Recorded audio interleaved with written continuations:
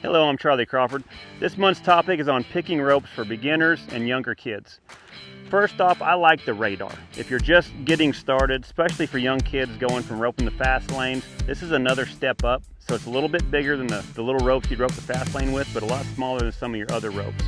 This radar is real easy to swing, it's real light, real small in your hand. It's a good rope with good body.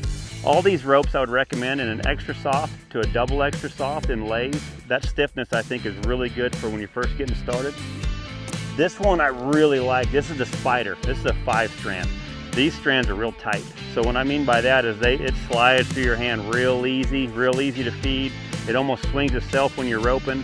I really like these in the cooler weather, smaller horns. You can put some sauce on the old head loop with this rope right here. And another one that I really like when the weather warms up is the Heat.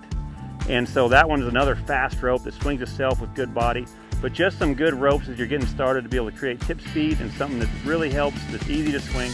But for more information on ropes, check out my online course, The Basics of Roping, on charlycrawford.training.